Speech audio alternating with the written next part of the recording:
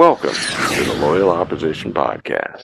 I'm Bernie Flowers, one of Uncle Sam's wayward children. I believe that our country's best days are still in front of us, but if those best days are to come, we need to change the direction of the country now, before it's too late. I intend to talk about important topics every week in hopes of helping to improve our country and our way of life. Please like, share, and subscribe. Let's get started. Our guest for episode 42 is Mr. Roddy Looney. Roddy Looney is an entrepreneur and founder of RCL Integrated, a business development and media production firm based in Maryland. He's worked across many industries over the past decade, and he's a personal friend of mine. Roddy, how are you doing? Bernie, it's good to be here. Thank you for having me. Thank you for coming on our podcast. We're blessed to have you as well. Dude, let's get right into it. You are a young guy. What makes a young man into a conservative? Well, I don't think I'm the only one, but I think in my case, it's about perspectives, right? I think everyone bases their thought processes and their political leanings and whatever beliefs that they have based off of personal experiences, the things they've encountered through their life, and I don't think I'm any different there. I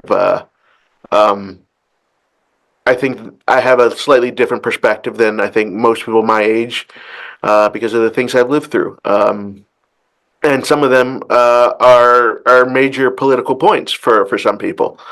The major one for me is abortion, right? As someone who was unplanned for, couldn't be supported, was unwanted. If I wasn't a third world country, I'm someone who would have checked all the boxes for likely to have been aborted. And I like life. I like being here. And so it's very hard for me to stay, take that road, the pro-choice road. For me, I'm blessed to be here, and I think that's just one example of how the life I've lived has given me just a little bit different perspective on certain issues that often end up putting me right in the more conservative category. Wow, that is deep. And I appreciate you sharing that. I got another question for you. You own a business, especially for such a young guy. Tell us about your business and how it got started.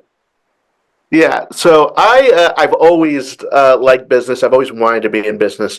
Bernie, I was a 14-year-old with a subscription to Forbes. All right, Oh, boy. So not cool then, right? That's not what all the people were sharing and passing around in high school.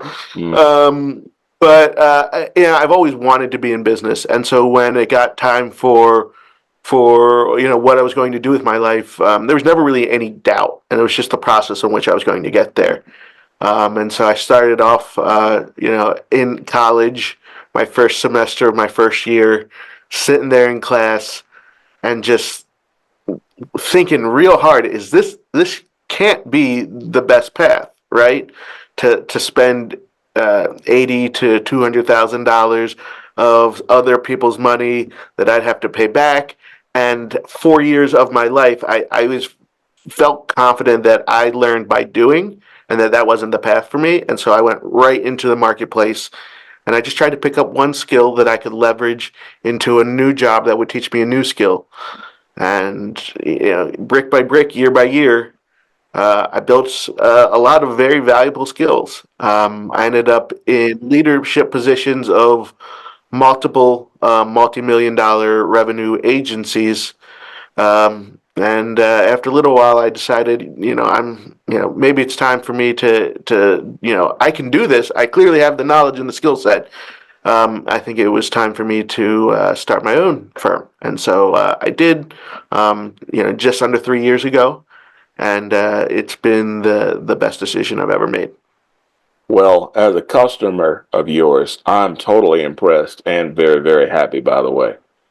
So, with that said, am I to understand that you were not born in this country, you're an immigrant. Yeah, Tell us more that's about. correct. Yeah, tell us more about that. Yeah, that's correct. So, yeah, I was born in a third world country. I was born in Honduras. My younger brother was born there as well. I was just about, I just turned 3. I came here to the United States. My adoption was finalized. I came here 3 days after I turned 3. My brother was just 1, and he would have died of malnutrition if he and I weren't adopted. Wow. So that that was a turning point in our life. And there's a lot of people who are very unhappy with this country. They find a lot of faults, but they've never lived in a third world country. They don't know what the way the majority of the world is. And this comes back to what I was saying earlier: is perspectives make a difference, right? I know what's out there. I know how hard life can be, and we have it really easy here. The opportunities, the opportunities I have here are beyond imagine compared to what I could have ever achieved in Honduras. Um, if I never have anything lucky happen to me ever again in my life, I'm still the luckiest man alive. I won the best lottery I could have had. I got pulled from that third world country and given citizenship here in the U.S. through naturalization. There's people that work very hard, many years of their life to scrape up enough money to come here and then do years of citizenship training and classes so that they can get what was handed to me. And so I was born in Honduras, and I was given Willy Wonka's golden ticket to come to this country, and every day I try to make the most out of it. I try to give back where I can, and I try to move forward with the opportunity that I have here. Um, Wow. it's such a great place to be. You are a perfect example of the American dream. I wish I could bottle you up and share you with everybody. You are something else. I tell you what, It's man. Go ahead. Go ahead. I was just gonna say it's. I think, my stories I think are more extreme because of the complete desolation and poverty of Honduras to the United States. But I think those stories exist here in our country. There's opportunity for people here in the country, and there's opportunity for people to find perspective in any situation, as long as they're willing to see the perspective and take control of their life. I think it's all about taking ownership of what you're going to do. You can't affect everything that happens to you, but you can affect your next move, right? Mm, And I think it just comes down to perspective and action. totally impressed, man. One more question for you. The floor Sure, now is yours. Tell the people whatever you would like. sure. I'm here to help. I believe in giving back. So if you need help, please reach out to me. If you need help with your business, I do business development, media production.